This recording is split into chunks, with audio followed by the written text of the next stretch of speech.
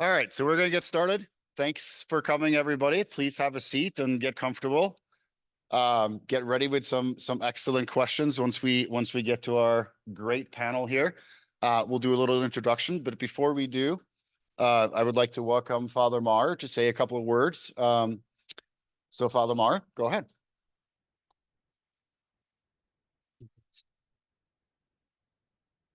Thank you, Peter.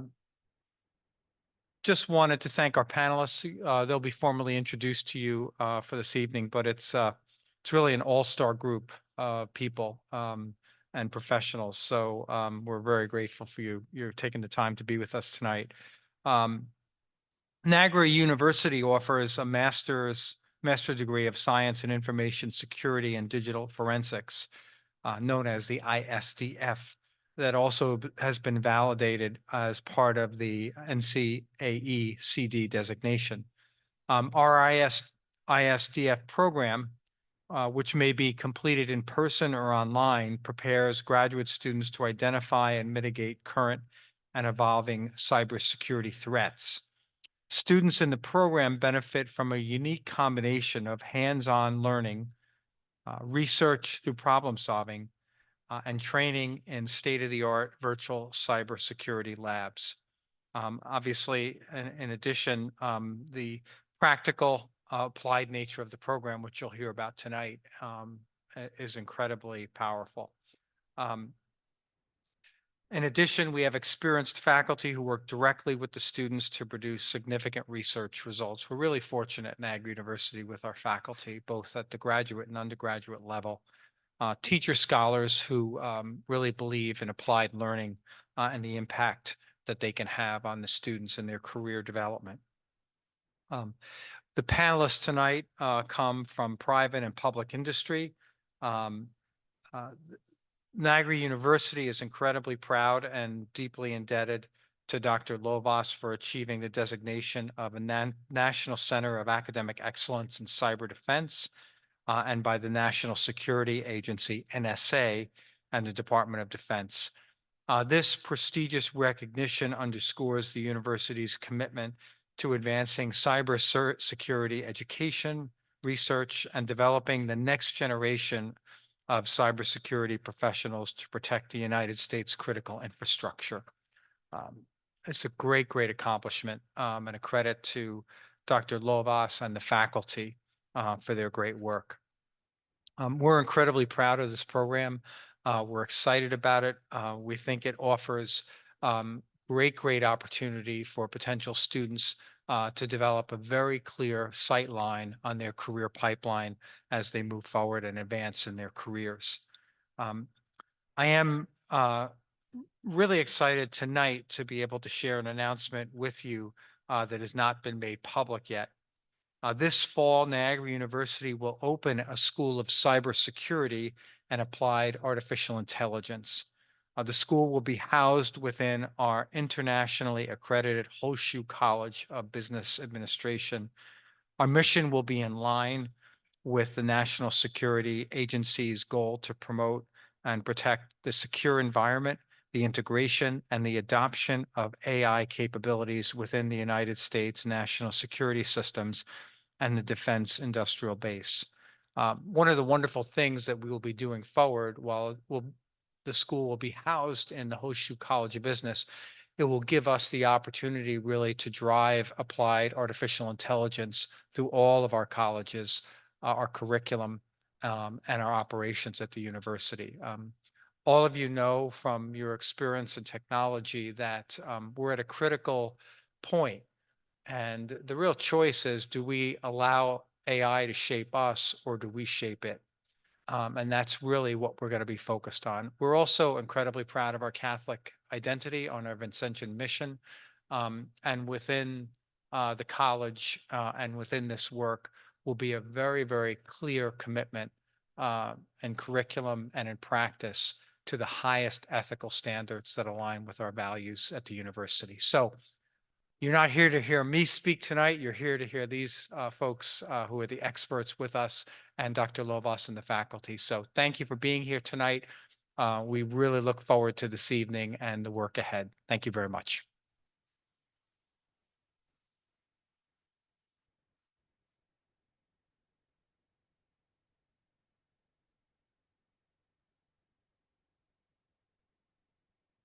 Now, Father, if you could stay up here for just a second. So some of you may already know this, but we recently, Dr. Ireland and I went to Charleston, South Carolina to accept the official designation. So I have here a copy for you. Thank you. And it is a valuable document. So I don't want to see this on eBay. And I would prefer it be in your office in a prominent location. This is actually signed by the previous NSA director. Probably one of the last things he did before he was terminated. I stole that joke from somebody else, but We'll keep it out of the church as well. very nice. Thank you. Thank you.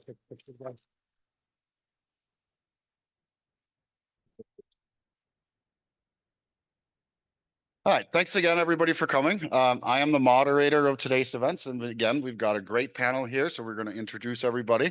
I act at Niagara as the Chief Information Security Officer, as well as the Chair of the Cybersecurity and Operations Department, which is obviously where our academic ISDF program is housed. So with that, we're going to go with our guest panelist. Tim, if you want to go first and just say a couple of words about yourself.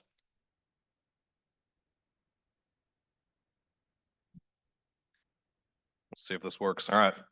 Hi, everybody. My name is Tim Carroll. I'm a special agent with Homeland Security Investigations here in Buffalo, New York. Appreciate you having me here. I'm actually from the area. I was a graduate of Wilson High School, so happy to be back. A little bit about myself. I've been in federal law enforcement for 13 years now. I started out in the Border Patrol down on the southwest border, California, Mexico. Came up here. I worked for Customs for a stint, and now I've been with HSI for about 6 years. My main focus is mostly guns and drugs. One of the things I do for HSI is some dark web, cryptocurrency type investigations outside of the traditional cross-border drug smuggling work. Thank you, Tim. Next, we got Mike from FBI. Hello, everybody. Oh, a little loud. I'm Mike Fortin. I'm the resident digital operations specialist in the FBI Buffalo division. I've been in this role for 2 years, and like Tim, I'm also local to the area. I grew up Niagara Falls, New York, studied computer science at the University of Buffalo, and I'm really looking forward to talking with you all today about what we do. Thank you.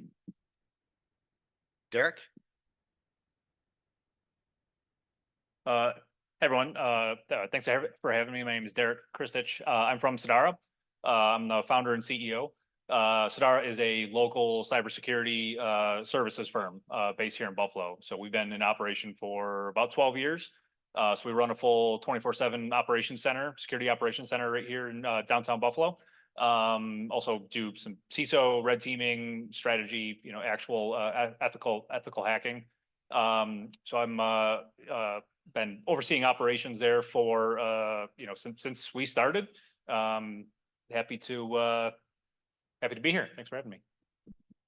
Thanks, Derek. Greg? I am not local. I live in Victor. My name is Greg Machin. I am the data analyst for the FBI Buffalo division. I've been in the role for just short of 4 years. I am completely self-taught. My previous career was in music, and the two marry together really wonderfully. What I will say is my work starts when everything else has fallen apart, along with the same with my colleagues. Thank you. Thank you. John? Hello, everybody. My name is Jonathan Saninato, and I am a graduate of this program, and I graduated in 2018.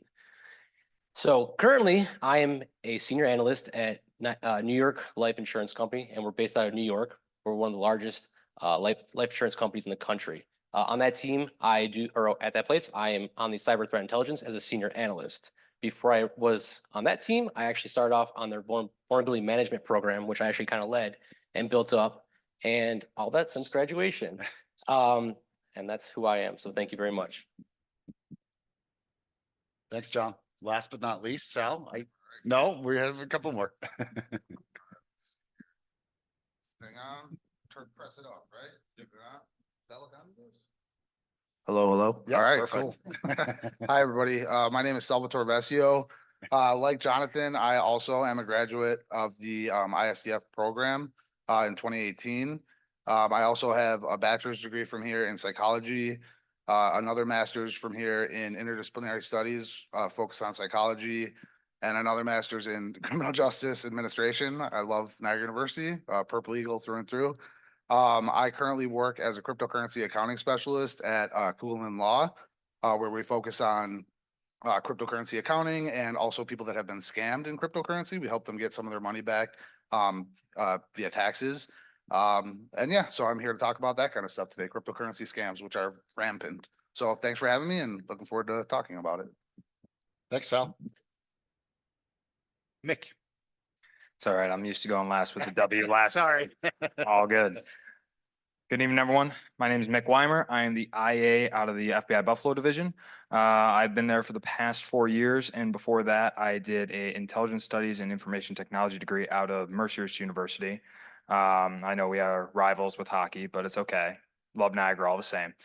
I pretty much cover the gambit, AI, ransomware, scams, whether it's tech scam, romance scams, phishing scams. So I sort of cover every aspect as I'm sort of the strategic overview at our office for the Cyber Squad.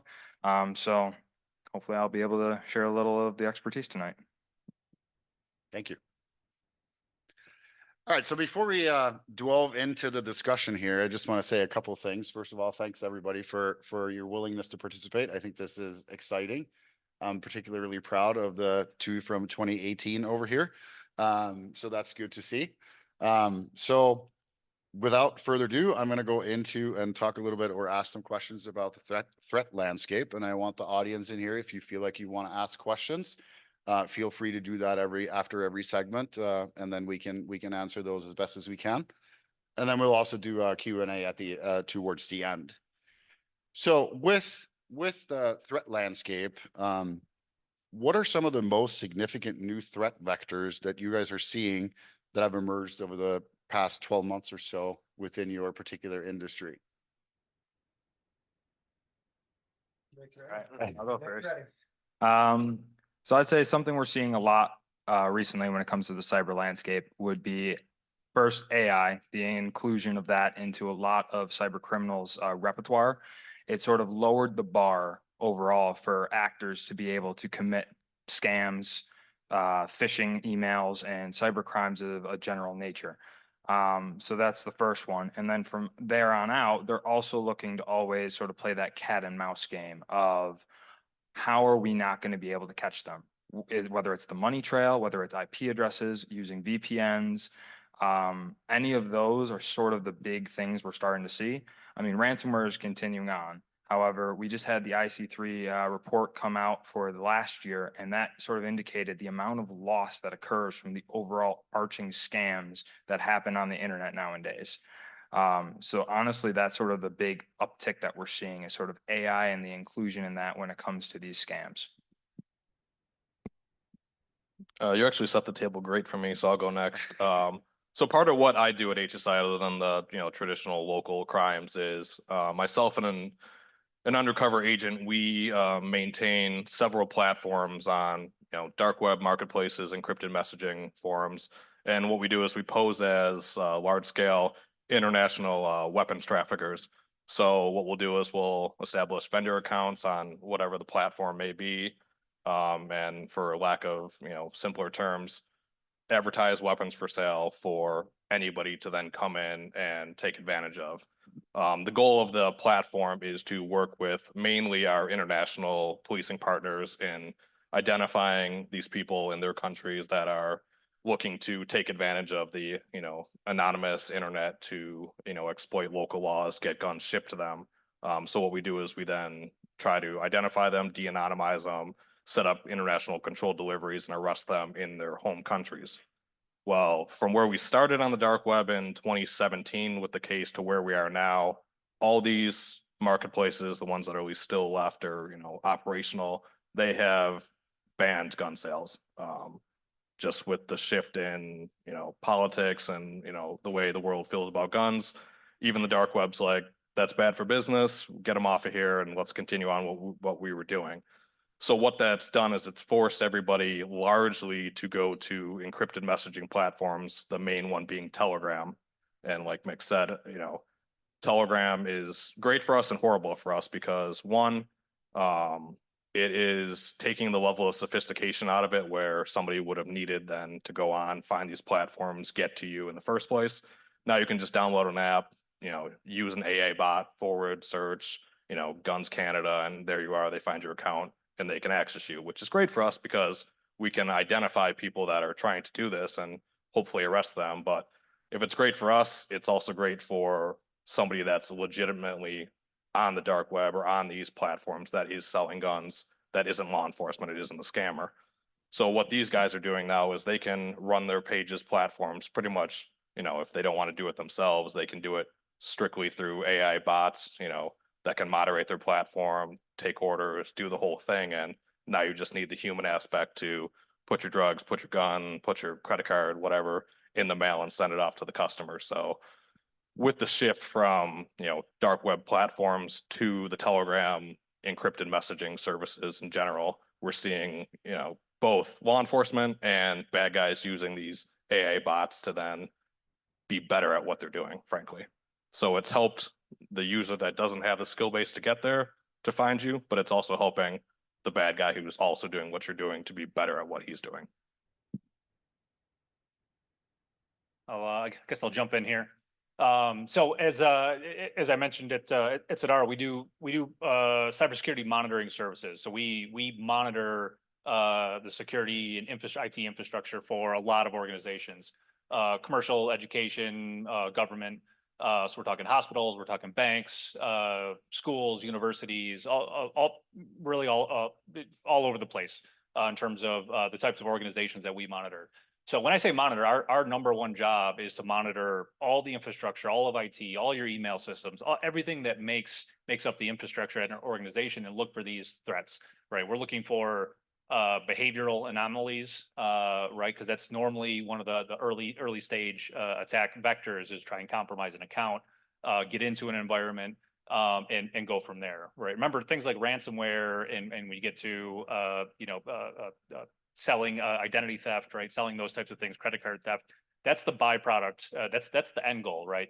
So you got to remember a lot of these organizations, they're out there to make money.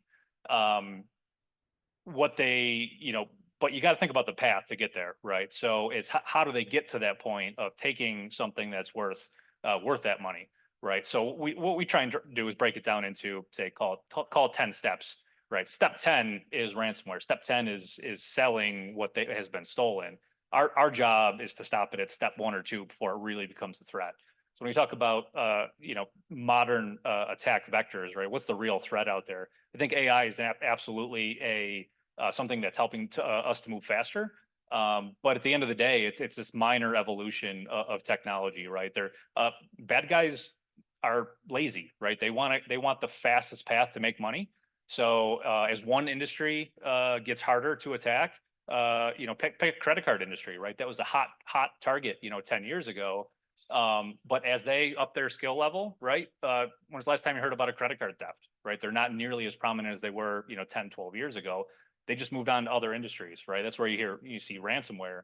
That's the byproduct, right? So the attack vectors themselves haven't changed all that much. What has changed, and was kind of mentioned, is how you can actually get there, right? What is AI doing to help with the social engineering aspect of it? And it's, the big problem is it's reducing the time to get there, right? It's making these attacks, you can spin these up very, very fast, attack campaigns, stealing credentials, those types of things that used to take a lot of time to build and make successful. that you can have AI, you can have Chat GPT write code for these things now, right? It's pretty quick. To have some sort of attack infrastructure stood up. It's also not uncommon these days to be able to just go and buy a ransomware platform. If you want all the tools you need to start a ransomware campaign, you can go buy it on the black market pretty quickly. And AI is just helping to make that process faster and faster with lower skill levels. So, that's one of the things that we're seeing, more and more is just AI helping to reduce that time frame. But the attack vectors are still, fairly similar. Now you'll have the log4js and the circumstantial situations that you see in the news that are, don't get me wrong, are a really big deal.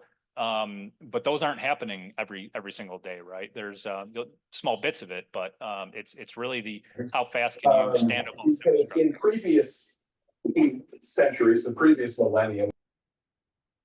Got hacked. Got hacked.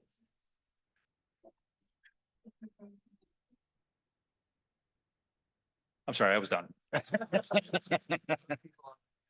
Yeah, there are a few people online. Yeah. So you mentioned, if I could just follow up with that, Sal, before you go. And you can go next, but you mentioned, so I come from the banking background and used to do a lot of this same type of work that you do. I'm sure today, maybe a little bit more old fashioned, but where do you now see that most attacks occur? Is it like the supply chain? Is it, IoT? What are you seeing in that regard? So I think it really depends on the industry. And I think it depends on, understanding where you fit into the attack pipeline, right? So if you're talking aerospace, defense, government, that's, a lot of this nation state secrets they're after, right? So the attacks are going to be very, very different level of sophistication, different level of planning. Sometimes years go into planning to build some of the attack infrastructure for some of those types of things. But I mean, look at just some of the standard ransomware stuff in hospitals, and I'll call it low hanging fruit, right? As one industry, I'll say, pumps more money into their cyber program, right? Make it harder to attack them. They're going to move on to other industries that maybe haven't quite evolved to that level of maturity, that are easier to attack, where they don't have to retool, right? They don't want to have to rebuild everything that they did to get to a point of being able to have a successful ransomware campaign. They're just going to go somewhere else, and somewhere that has money. So schools, K through 12 has been a big one. I mean, they have to have money to operate, right? It's pretty clear cycle of when they get money. Every new school year is when the new budget starts, and attackers know that, right? So they're just moving on to different, I'll say, the low hanging fruit, but it really does depend a little bit on the industry. Thank you. Sal. Yeah, cool. All right. So as I mentioned, I work primarily in cryptocurrency. And so the biggest thing we see is a classic: social engineering. The human is often the weakest part of any cybersecurity chain. So we help with education. We tell people how to avoid scams, how to recognize scams, how to use critical thinking to see if what they're doing is a scam. We deal with something called pig butchering scams, which is basically when somebody meets somebody either via a random text or a dating app, and that person creates a love connection with the victim and then gets the victim to invest in a fake cryptocurrency or cryptocurrency platform. Often the people I deal with will have spent hundreds of thousands of dollars on these scams, and they're being told by the attacker, hey, if you just give us $5,000 more to pay this tax, you'll be able to get your money out. And by the time you know it, they've taken out loans, they've borrowed money. So yeah, we generally help with education and help people avoid those social engineering attacks. So that's the main one. Thanks, John. John, do you want to go next? Click fix. That's the difference. So does everyone remember like those old malicious emails that used to say like, I'm a Nigerian prince? Remember all that stuff? He wasn't going to give me money. I'm still waiting to, I know. Hey, didn't you do that for your thesis? I don't think. But anyways, that type of mail spam, it was very common months ago, even years ago. We're not seeing, we're still seeing it, but that's kind of out now. Modern day firewalls and stuff like that. It kind of blocks a lot of that out. So mail spam, although any organization is going to see it, it's kind of out now. The new thing is click fix. That's the new form of social engineering into the systems. And that kind of ties in what you were saying with social engineering, endpoint, and all that stuff like that. So the human is always going to be the weakest link, and they're always the threat actors are always going to try to target the endpoint users for sure, and the endpoint devices. So click fix. That's the big difference in the last 12 months. If I see one more thing about an error message, oh, I'm gonna lose my mind. Click fix. So what would you say click fix is for those that might not have heard that term?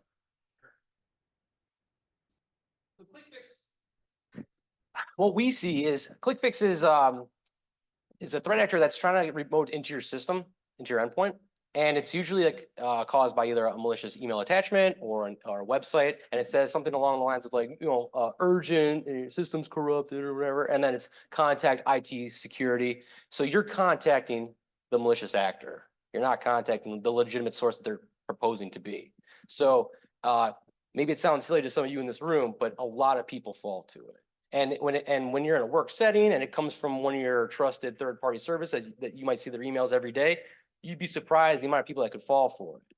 So as far as a threat actor goes, it's a very good technique that they're using. That's a lot better than that Nigerian prince email thing. So yeah, click fix. That's the new thing now. They use the classic tactics though, right? Like they use like email spoofing still, like the old school tactics that have been. Oh yeah, no, yeah, that stuff's not out. They do that and they Yeah. advance, they build on it. Oh, for sure, Yeah. for sure. And yeah. we've also seen them use like friend messages on Facebook. So you're on your Facebook and your social media, and there'll be a little message from somebody that you'll think you'll know, and you'll click it, and that will be the malware to get onto your system. So there's a ton of nasty little ways that they do that, definitely. Now we're getting into deep fakes now, right? Oh, right. Well, and the other thing, I mean, we touched on Internet of Things. It's a really nasty little vector of attack, but it's like anything. It still relies on the human element, and that it's either that laziness or that lack of knowledge that allows you to set up the correct security in your router, in anything like that. Anything that's going to work their way in, and what they're looking for is always the same. It's get onto your system, stay there, stay hidden, and just wait. Yeah, I think just to add on, crypto investment scams, those are definitely a big one in the emerging field, right? Because cryptocurrency wasn't a thing 15, 20 years ago.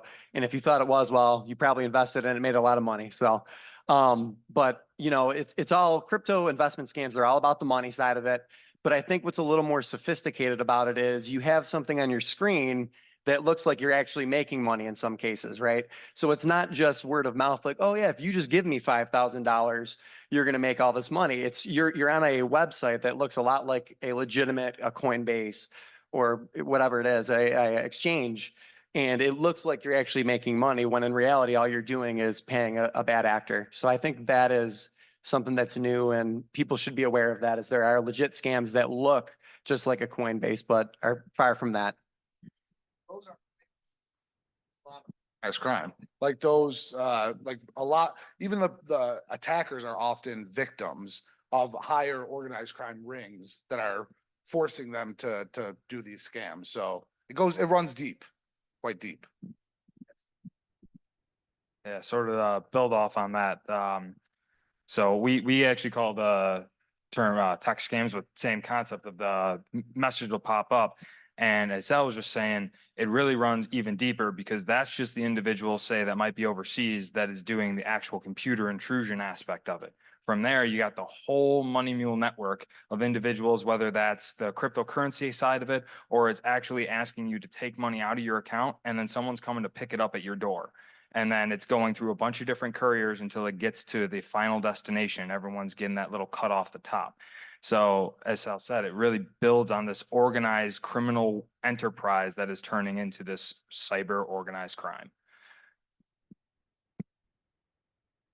But to piggyback off of that, that's where, in the law enforcement realm, the actual agents, analysts, whatever, are still pretty vital. Like, we're in a changing landscape, but like you said, grandma got scammed, someone's coming to the house to pick up that money. Did you get the tip in time where that you can send people out there, try to arrest that person that does do the pickup, and then traditional exploitation of their phones, stuff like that to trace it back to the ultimate bad guy, because trying to do it after the fact with sophistication of VPNs and everything else, I don't know what the statistics are, but I would assume it's probably a very low prosecution rate, to find those people if you're playing catch up. We are always stuck with good old fashioned all roads lead to Nigeria, China, Russia, whichever, pick your country where we can't extradite people from. I will say there are a decent amount of actors that are working from within the United States, and we do whatever we can to pick them up whenever we can. One of the biggest issues that we face on a very regular basis, of course, is the privacy issue. Now, as a true champion of privacy, everybody has a right to it. I absolutely believe that. The challenge we have is that the criminal element are using that and hiding behind that same system to obfuscate themselves from being caught. And we're talking about pretty sophisticated fieldcraft to stop people, giving away their location, right up through virtual private networks, completely separate cell phone networks, absolutely everything. So it's a great system. We also talk about bulletproof hosting. So 5 years ago, 10 years ago, if you wanted to look at a website, invariably you would see something built in PHP, and behind that you would see like a SQL-based database software. Nowadays, we've moved completely away from that. Everything is now NoSQL. It's all just out in the cloud, and everything is hidden behind this massive wall of privacy. And again, I totally champion that, but at the same time, the criminals are really making great use of it. Thank you. So we've kind of talked a little bit about the integration and attackers are leveraging like AI and machine learning. Do we think that that's going to progress, obviously, as technology gets better and people get more comfortable with it? But there's also something somebody mentioned too, that lower skilled folks can partake in this a lot easier than before. How do you think they do that? How do they get involved in that kind of a situation? Yeah, so AI makes it really easy these days, right? Like, so let's say you have a bank you want to target or another business that you want to target. You can use AI to generate, generate a page that looks exactly like this for these customers and deploy it. The technical knowledge, you don't necessarily need as high of a standard of technical knowledge as a threat actor these days to stand up infrastructure and deploy these attacks. And it all ties into the business side of it as well. Not only can you use AI to generate it, but you can also just go out there and buy it, rather than develop it yourself. So I think AI, as it evolves, as it becomes more popular, people are just going to leverage it to continue what they're doing, which is mostly the scams and fraud and everything, and make it more believable. The crypto investment scams, honestly, I think those are a phenomenal example. It just looks like you're making money, right? And it's a lot easier to fall for that than the Nigerian prince scam that everybody's heard of these days. So I think that level of sophistication will transfer over to anything that involves money and technology, and it'll just continue down that path. So connection, like I said, it's like a combination of all of those old attack vectors. If you have that personal connection from a romance scam, and then you're getting a spoofed email or you're getting a fake cryptocurrency exchange, it's just a combination of all these old attack vectors combined with AI that makes executing those attack vectors, like you said, so much easier. So it's a murky world out there right now with this stuff. Can we just address the Nigerian prince for a moment? The Nigerian prince has evolved. The Nigerian prince no longer is asking you for money. The Nigerian prince is now telling you that they want to give you money. And actually, I would say this is one of the major vectors that foreign actors use to sort of coerce and bring on board money mules. And the money mules are still pretty vital to the infrastructure of stealing money in the United States and across the world. Essentially, once we get you involved, and however we do it, Nigerian prince or romance scam or any of the above social engineering techniques, once they've got you into their web and they've got you moving that money, you're now complicit, even if you didn't realize you were at the time, and they will milk that and force you to keep going. Just even what we saw with the weapons trafficking platform, you know, like I said, we started with the marketplaces and it required skill to get there. You know, you weren't just going to go on Edge and end up at our account. Then when it switched to the encrypted, you know, chat apps, you still had to know what you were searching for, you know, and it took quite a bit of trial and error to get to guns for sale in Canada or guns in the UK or whatever, you know, type of thing you were looking for. You had to have the right search, you know, parameters to get in. Now with the enhancement in the AI and the bots, you know, I can take one of these bots, type in more or less what group I'm looking for, and you know, you're going to get my account if you get it relatively close. You know, some of these are getting banned as quickly as they're coming up, but it's these chat bots and everything else are making it so somebody who is very, very unskilled in the fact that they can just go on the App Store and download an app can now, you know, it's kind of scary to think they could get to a real bad guy, get on his actual page, complete a sale of a gun, and, you know, end up shooting up a school in Scotland. So it's actually kind of a scary thing to think that, you know, we're on there as law enforcement selling it, but you know, we're not the only ones that are on there. And if they can find us, in theory, they can find somebody else that actually will sell them a weapon and, you know, do it relatively easily.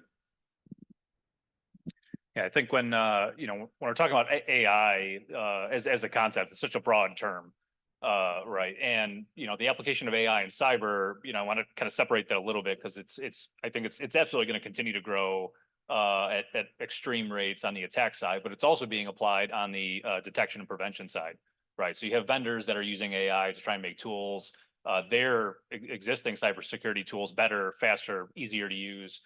Increasing your technical detection time, right? So, you know, how fast can you tell, can your email system tell if this is spam or not? Or if it's got a link in it, how fast can they assess or sandbox that link to really understand, have they seen it before, right? Building a larger database of detections. All of those are getting faster on the detection side, just at, I won't say at the same rate, but it's all going very, very fast.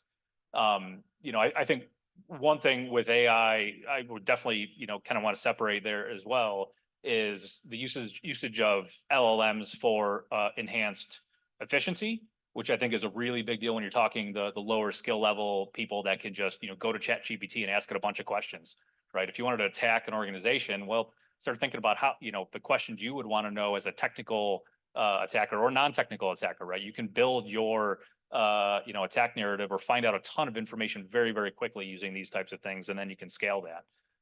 At the same time, the technical application of AI, again, back to the actual you know, detection rates, and even, you know, even throwing the quantum computing thing is a big question right now too.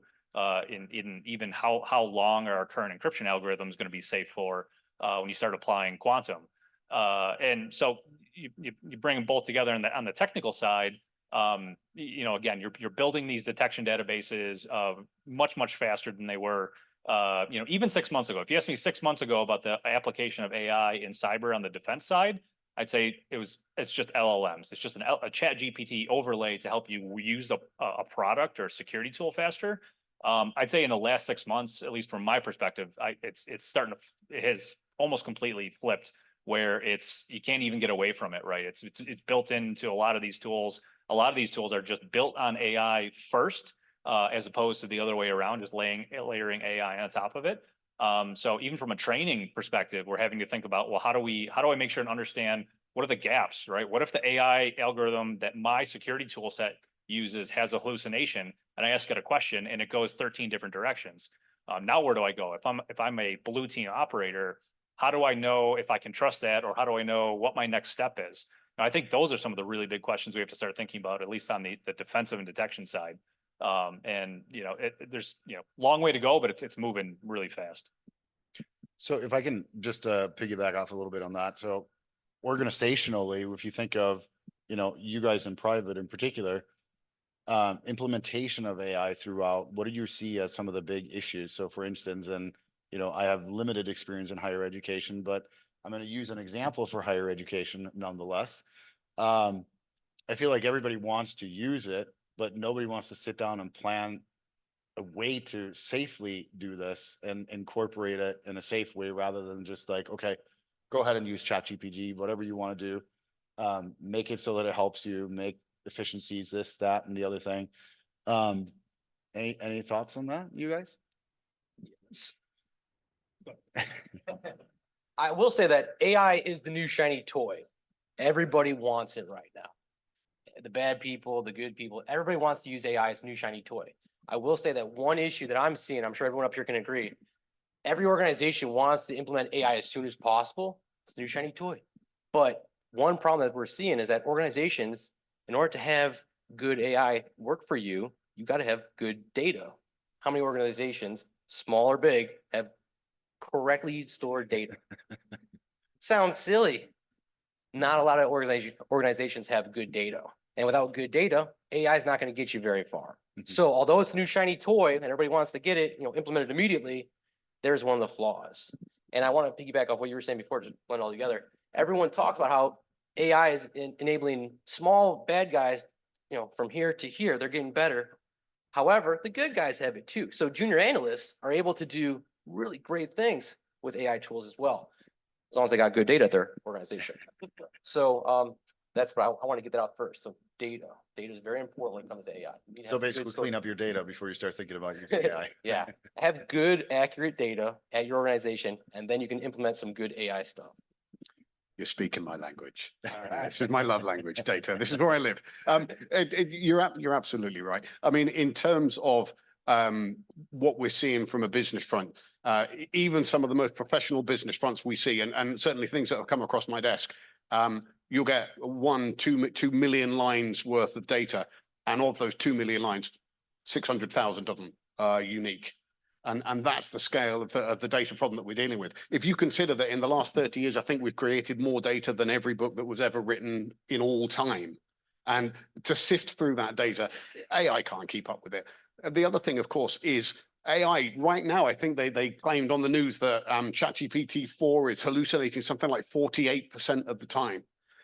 Now cycle back 30 years to when I was, like young. We were always taught to mentally know the answer to your question before you start trying to solve it using tools. 30 years ago, 35 years ago, you would do that with a calculator. You'd sit and you'd work out your math problem on paper first and then use the calculator to back it up. If we're going to be using AI, we really should be doing the same thing. If you're going to ask a system a question, a complex question, you need to have some concept of what the answer should be before you rely on what the answer is that you get.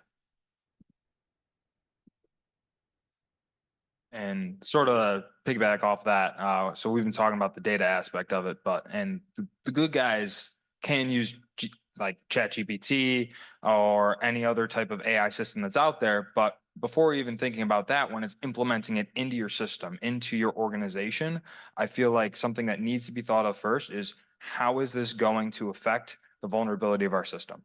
Now, it hasn't been talked about yet. As of right now, bad actors have not found any vectors into using AI as a way into a system. It is only being used at the sort of idea level of making these fish kits or the coding for creating malware, but not actually being considered a vector. However, what if that's the next step, right? What if the next step is AI is going to be implemented, as we've talked about, it's the new shiny toy, into a bunch of systems, and we don't think about the security measures of AI and how that will impact the systems that are already in place.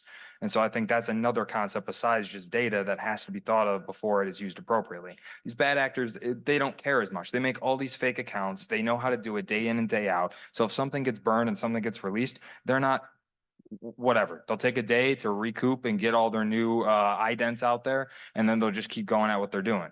But for organizations, it'll take a lot of time if something were to happen. And so that's something that also needs to be considered before sort of implementing it in a large scale way. And even on the law enforcement side of that, when you're writing an affidavit to arrest somebody, do whatever, the AI, you're really not going to be able to, at least at this point, use, because you're putting in unique facts that only you know. I can't ask ChatGPT, to write me an arrest affidavit at something that happened at the Lewiston Bridge, and even so, you have PII concerns and all that. So, at least on the law enforcement side, we are a long way from relying on that for the day-to-day paperwork of things, which for good and bad. Thanks. I just wanted to mention too, on that topic, people are uploading sensitive documents into these LLMs and like ChatGPT. I mean, a lot of law firms are using a different, I think Claude or some other, language learning model, to upload their sensitive documents, and they're sensitive material. Maybe a counselor, for example, a mental health counselor might be uploading some sensitive client data to get a summary of the meeting with that client. So I think people are using it irresponsibly, and they don't know that it's an irresponsible way to use it. Thankfully, it hasn't been, these haven't been hacked yet, but who knows, maybe it's only a matter of time before that happens. Again, education is a big part of it. We got to educate people on what to do and what not to do, so. Awesome. All right, so I think we're going to open it up for a couple questions from the audience, and then we'll kind of move on to. So I think we've covered the threat landscape and basically AI and cyber. But if anybody has any questions, we've got some questions over here. Let's.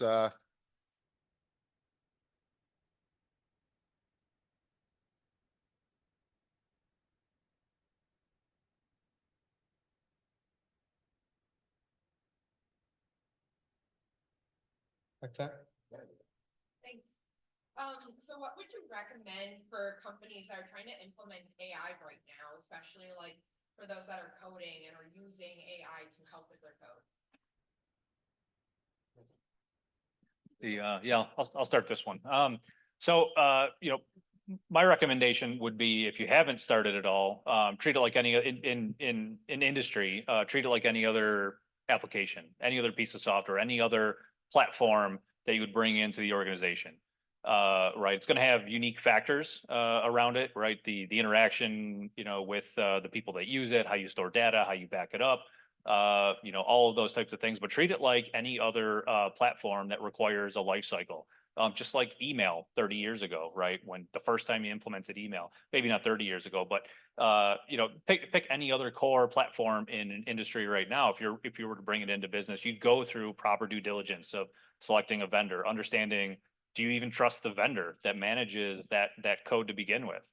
Right? Do you trust OpenAI? We're pumping all kinds of questions and data into it. Do you trust them as an organization? Do you trust them to have their own policies and controls around those types of things?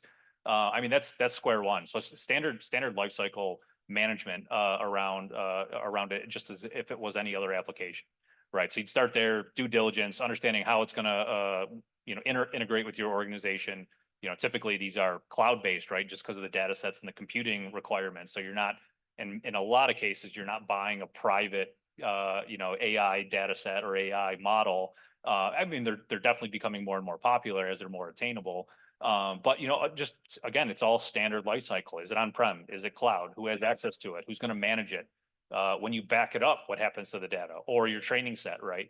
Do you control your training set? Do you own your rights to the training set?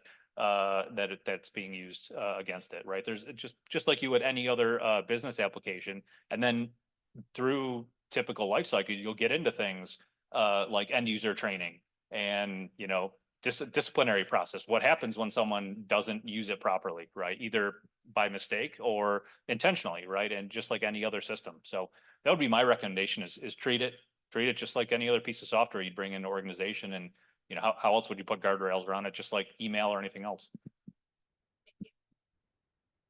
I have a question for you, actually. So would you say then, if, when you're, let's say like a messaging application for a business, like I've used Slack, right? That's a pretty common messaging application.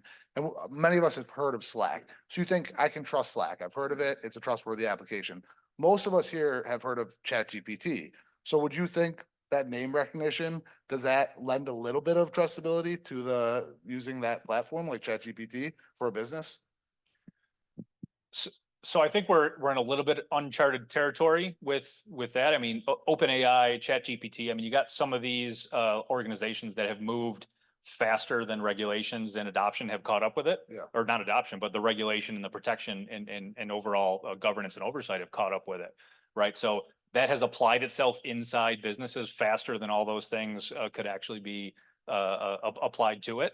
So you have to retroactively in organizations where this stuff is important, go back and go through that process. And that's why part of my answer to the question is, if you haven't started using it yet, start from the beginning, proper due diligence, because I think there's some level of trust that comes from a large organization, but even evaluating just licensing, right? Who owns what? Yeah. and those types of models is still, you have to understand all of those things. Cool. So doing your vendor management and documenting like it's a regular vendor.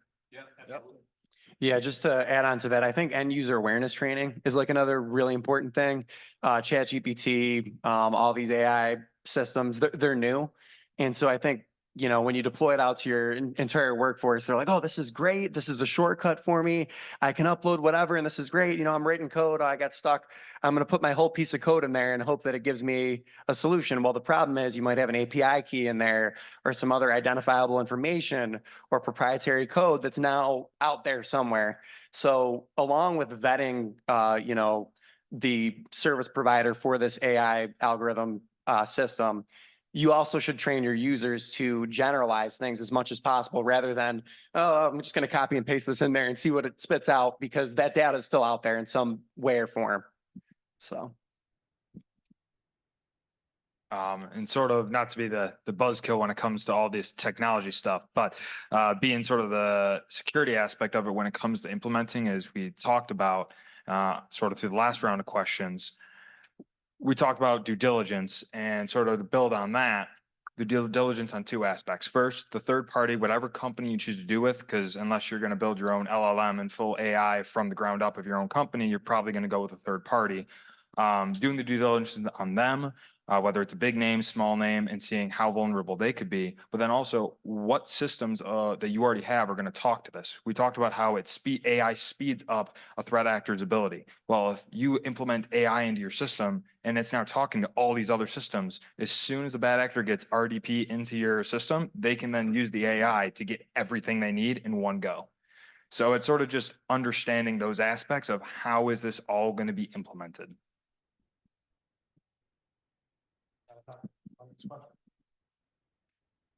My question relates to the stalking devices that we all carry. Which in the olden days, you used to get in a car that had no electronics, drive somewhere with no cell phone, and nobody can follow you, and now you can't even take the battery out of your phone, there's cameras on both sides, and it could always be listening. How does that relate to the security and the social engineering aspects of these advanced attacks, and how you could be giving bad actors literally all of your information about what you're searching for, where you are, what you're thinking about? Smash it with a hammer. Do it now, everybody. I completely agree. It is a major problem, and actually along those lines, something that I don't know if you've ever heard of it, two-factor fatigue. Nowadays, when I first started using a computer, it was just use your name as your password, and then you would capitalize the first letter. And then they said, now we want a special character, and you looked across your whole computer and selected the exclamation point. And now half of you are going to change your passwords. The point there is that we do this, and what's happening is they're becoming trusted devices to us. So consequently, you'll do something, you'll click the two-factor authentication, and what will then start happening is people are using that as a vector to get into your systems. So they will vector into somebody's social media account, jump from that social media account into your social media account, and then ask you to provide a two-factor code because there's something that they've done, and now they've got control of your account. And it has become a significant vector of attack. In terms of what it can do, they've taken away some of the GPS aspects of it. So there's no longer, as much as Google's tracking us and Apple's tracking us, nobody else is, which is nice. But it's a very dangerous thing. And of course, on top of that, you've got the rise of GPS in crime. You know, criminal organizations are using GPS trackers to track their products around the country and to track to see what's going on with their systems, so they know whether or not something's safe to pick up. So it becomes a very dangerous thing. As I say, smash it with a hammer. So it's a good thing. I think maybe just another aspect of that is, you know, just be conscious of the apps you choose to allow on your phone. That's a big part of it, right? It comes back to the user and what you're allowing to happen on that device. There's a lot of studies about, you know, the different app stores between Google and Apple and which ones are locked down and how they actually vet the different apps and what's allowed to be used. But, you know, if you dig into it a little bit and look at all the, you know, apps that control your not Ring maybe, but your other garage door openers and home automation, and look at how many of them beacon back to China as standard practice, even when they're not supposed to be monitoring. And there's, all kinds of research being done on just apps in general around the privacy, and you'd be amazed at how many are still allowed to access things on your device that you may not have explicitly allowed. So that's, manage your apps. I think that's a big part of it. Probably starts with the privacy policy, right? And reading that and really Absolutely. understanding what they're. All the way to the end. Yeah, exactly, all the way to the end. It's almost as doing a third-party vendor management on an app, but yeah, go ahead. All right, we're gonna get a little interactive real quick. All right, raise a hand who has their email on their phones. All right, yep. Who does online banking on their phones? All right. And last but not least, who uses the same password for everything? Love that, love that, love that. Only because they know, right? No, that's good, because the point of those three questions, right, is if a bad actor gets into your phone and they have that password and username for, say, your email, and most people's multi-factor for any type of online banking or anything like that is through your email. Well, now they have all three things and you use the same password for everything. They now have all they need to get into your banking. So that's sort of why having these security measures and having sort of a lockdown on your device and knowing what apps you have and what you do on your device is critical. App permissions and security patching. I think those are two general things that everybody can do to, get ahead of the privacy concerns. If you have an app for texting and it's asking for your photos and you don't intend to ever send a photo, then why would you give it permission? Just be conscious about what permissions you're enabling when you're getting an app set up. And security patching too, right? Like, unless you make a mistake, in general, as long as you're getting the latest security patches from, the OS provider, whether it be Apple, Android, that's going to mitigate a lot. But if you have an older device that doesn't get the latest security patches, I would recommend updating that as soon as possible, because that's really what's going to be the most vulnerable just out in the wild. Just one thing. So regarding like permissions and stuff, you mentioned it as like a stalking device. I mean, we're so far gone into technology that it's always going to be that way. Basically, you're not going to be able to escape that. So the best thing you can do, and I probably sound like a broken record, but it's education. Being hyper vigilant about knowing what the little icon at the top right of your phone is that shows that your phone is recording. If you're on an app that you didn't know was recording you and you see that little icon, you need to go in and change those permissions or delete the app.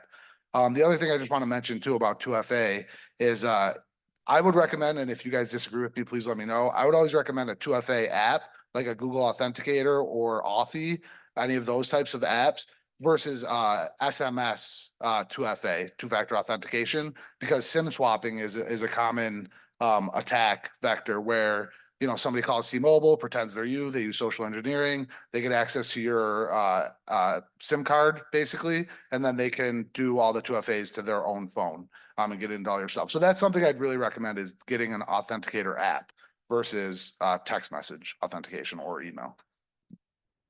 We'll touch on that with the greatest will in the world. The people at the other end of the telephone are not always the sharpest tools in the toolbox. It's a minimum wage job. A lot of people come out of high school and they go into that, and the social engineers, they really are experts. All right. I promise you, I'm not degrading those people that have got that particular job. I've done it myself.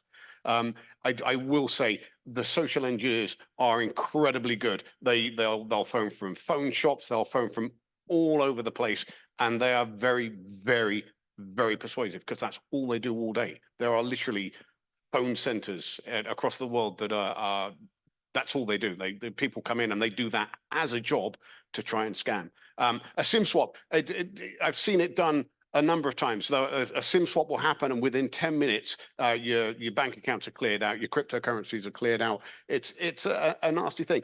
I like the idea of certainly separate passwords. I also like the idea of authenticator apps. I run a password bank. Now the jury's out on what you think about password banks. Some people love them, some people hate them. But in terms of the ability for us to swap our passwords every 90 days. Nobody wants to do it. I don't. I like long passwords. It's not good enough. Once your data gets stolen and your data gets put out onto the internet, it may reside there for 6 months, 9 months before someone will purchase it from a dark marketplace.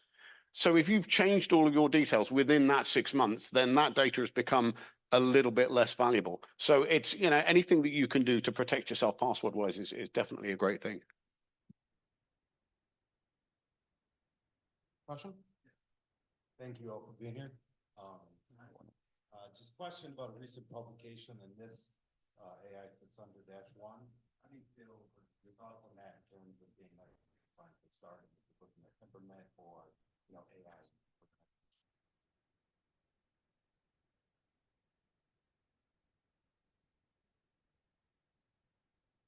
Guess I'll start this one.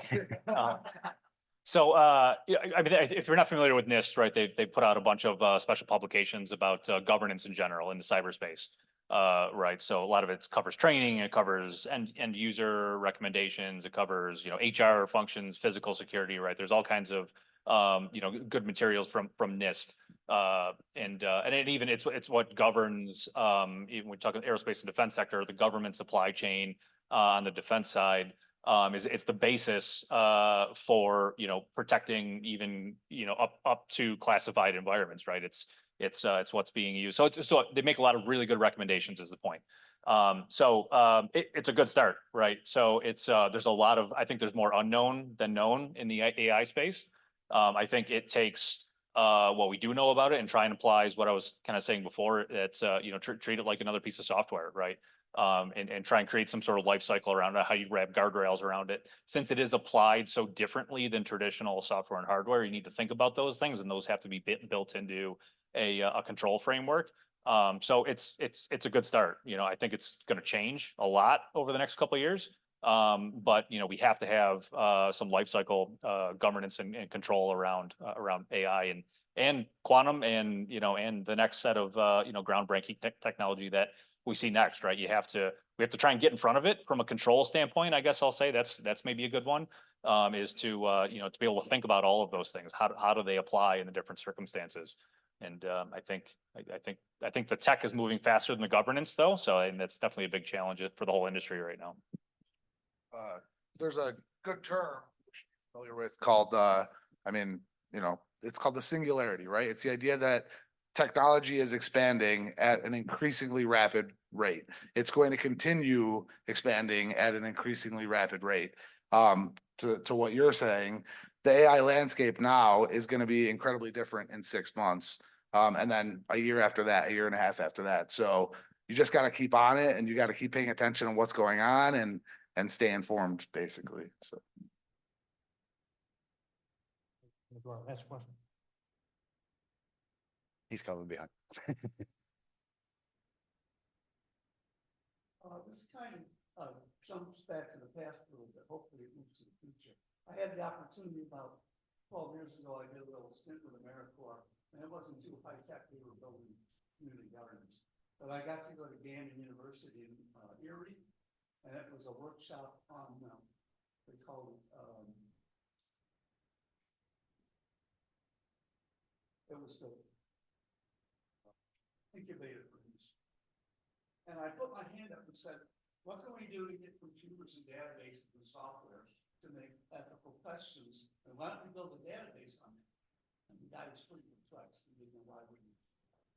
And so I guess I could have said, I didn't say this. Well, let's get the software, the 10 Commandments, and that would have gone the way of cat the bubble would tell. But what I think now is I'll just update the term. We've got businessmen and politicians who think they write laws, civic laws, and don't know the natural law. Who can tell me who's working on ethical stuff that involves natural law? I think there are some, I'm not a pro at this, but I think there are some, it's certainly important to have ethical standards in AI. And I think that is a big part of developing AI is having ethical standards. Unfortunately, there are a lot of ways around those ethical standards, I think, in AI. For example, you might not be able to ask how to dispose of a body, right? But you might be able to say, hypothetically, if I'm writing a book, on murder, Mhm. how would the main character dispose of a body? I know that's a grim example, but that is the kind of workaround that exists in AI right now. But I just to your point, I think there are people developing ethical standards in AI. I'm not one of them, but I do agree that they need to exist, certainly. I don't have a ton of experience with Claude. I use Gemini personally as my AI, which is Google's AI. I don't know if, I don't know if any of you guys know if Claude's much different in terms of ethics, but I agree with you though, sir. Thanks for your question. That's okay, I do have a question. That kind of goes into our next topic pretty well. So we talked a little bit about as an individual, right, to choosing what apps you use and what apps you don't use. And I'm gonna use this opportunity to plug a website, TOSDR.org. It's a human curated website where instead of reading a privacy policy, you can go and read a human curated kind of like a grading system of what each website does. Right, so Facebook, Reddit, they're all on there, TOSDR.org. But from the individual's perspective, where we talked about privacy, maybe choosing things, from the organizational perspective, we talked about how AI is a threat and maybe some companies are kind of jumping the gun, right? So going into how important is it, right, to have a culture of policy and procedure, right, for cybersecurity, for implementing AI. So in other words, projects driven by policy planning rather than, let's go with the tech and then figure this part out later. I think a lot of folks probably have a little issues with that, right? So I think the tech guys are, let's get it going. Let's figure it out. And then, the cyber folks are more like, let's hang on a minute and figure out how we can do this. Well, I think that was kind of where I was talking about before, that it's about the life cycle, right? When in industry, right, especially mature organizations, that process is already pretty well established. Insert some changes that have to be accounted for from an AI perspective, but you could follow a similar process in industry. Other applications of it at a personal level, at an education level, right? Again, this is moving so fast that it's really tough to stay in front of all of these. But you have to have governance around it, right? From the beginning, and it starts with due diligence, understanding the organization, who you're working with, what the data is, where it's going to live. I mean, all those things have to be understood, and to be able to even put policy around it. So this is one of my longtime questions, but should the federal government be more involved in sort of setting, the boundaries, or should this be up to organizations and people? So I'll be a little bit careful in my answer here. I do think we truly are in uncharted territory with this, because it is advancing so fast, and there's so many valuable and valid applications of it today, that I think if we try and put too much protection and control around it right now, that you're going to stifle a lot of that. You're gonna see it slow down, and then ultimately you're gonna see it go in multiple different directions. I do think there needs to be, a little bit more control around it personally. But at what cost? I think that's a big question. I don't know if I think if government were to try and control it a lot more, I think you see a lot of pushback on it. I think there's also a big, I'll say, national security aspect of this too, on how it's being applied at a defense, at a surveillance level, and what other countries are developing around AI. And do we have to move fast enough to keep up with that sort of thing? I mean, there's all kinds of questions that, are not necessarily things we think about every day in our daily use of AI, but there's a lot to it. Yeah. The federal government's known for usually moving pretty quickly, so I don't see an issue Well, that there. was the other part I was going to get today. Yeah, even with, internal policies and how we're using, facial recognition software, whatever it may be. Like, there are so many checks and balances that go into it from an HQ level down that, would a private company be willing to wait that long, or be subject to all those other checks and balances? I don't know. I don't know what the overstep is, Mhm. On how somebody would feel about that. It's probably a personal conversation for different people, but yeah, I mean, it definitely would not be a very expedient process. Mhm. I often see students will write papers on, let's say, privacy, comparing privacy in different states like New York, California, and then, some other states, and tying it sort of back to, openness versus not. And, the Europeans much of the same way in terms of privacy, at least they've got a good framework, or at least a big framework. So my curiosity is that sort of a better path than, the alternative, and leaving it a little bit more up to each individual. Probably a time will tell thing, right? Yeah, there's definitely a lot to it. I mean, you could even back that up a full step, right? That, you talk about state level, privacy laws where, it's getting to the point where it's becoming very, very expensive for businesses to become compliant with every single state regulation that might apply to them, where it's almost impossible. And if they are doing it, then it's extremely expensive and time consuming to do that. And that's just, I'll say, just on the paperwork side. Just knowing, every single law and every single thing that applies to a lot of organizations. This is really no different, right? I mean, you're going to see state level privacy laws around. You're going to see state level controls. You're going to see, I think you'll see it at the industry level as well, especially when you get into banking and other things that are maybe using it on the end user side, right, to enhance customer experience. But when you start using that they're already trying to use it for automated trading platforms on the crypto side, for trading as fast as possible, doing real-time predictions. Well, the first time you have a really big problem happen with one of those, then someone's going to step in and try and wrap some policy and control around it, right? But at the same time, you look at other industries that are applying it, like healthcare, for example. Healthcare is not always known for moving as fast in tech, but they've had an extremely fast adoption rate on the AI side because of being able to look at like X-rays and other imaging to be able to detect anomalies that can't be read any other way, or read with that level of granularity. So it's becoming extremely effective on the healthcare side. But again, you're feeding images, you're feeding data to an algorithm. There's a lot that goes into that. And again, especially on the healthcare side, you're seeing a lot of it international. And so that becomes a big question of, all right, again, sitting back to life cycle, who's the company that you're dealing with? How well do you trust them? And, what are they doing with the data once they have it? Once they have all the data in 10 years, then they change their mind, then what happens, right? Exactly. All right, thank you. I think we're gonna wrap it up. Anybody have any last comments before we end? Everybody good? Critical thinking skill, they're super important. With education. No, that's a good one for, especially in cyber, right? Your willingness to do this type of thing, and those types of things. All right, so I'd like to give a hand to our panelists, and thank you very much again. Great conversation.